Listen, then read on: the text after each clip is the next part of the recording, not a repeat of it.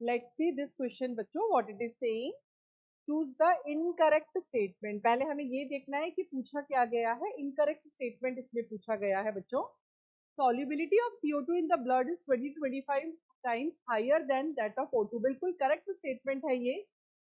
Solubility ज्यादा होने की वजह से ही तो diffusion rate जो CO2 का है प्लाज्मा में वो बहुत ज्यादा है at C2 site. The total volume of air accommodated in the lungs at the end of a forced inspiration is called the total lung capacity. इसमें किस तरह से देखना है आपको? इसमें आपको ये देखना है कि ये टोटल लंग कैपेसिटी की बात कर रहे हैं. तो मैक्सिमम इनहेल कर लीजिए आप. मैक्सिमम इनहेल करने के बाद जितना भी वॉल्यूम आपके लंग्स में है, दैट इज TLC. तो TLC is what?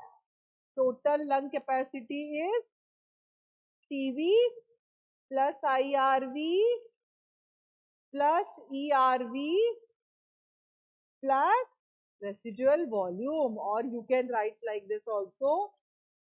It is vital capacity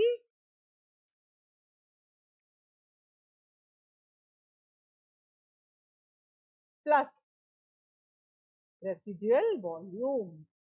Answer will be approximately कितना आएगा? 6 liters.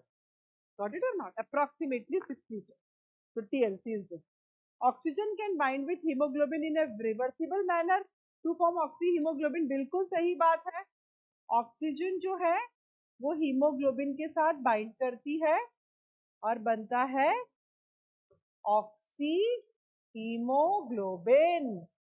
ऑक्सी हीमोग्लोबिन का फॉर्मेशन टिश्यू साइट पर होता है, इसको बोलते हैं association.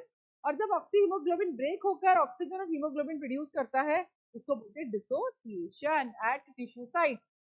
Every 100 ml of deoxygenated blood delivers approximately 5 ml of CO2 to the alveoli. No, this figure is wrong. It should be 4 ml. यहाँ पे कितना आना चाहिए था? 4 ml आना चाहिए था. तो ये स्टेटमेंट क्या है बच्चों? This statement is wrong. तो हमें इनकरेक्ट को ही यहाँ पर टिक लगाना है. So D जो है वो इनकरेक्ट स्टेटमेंट है, others are correct.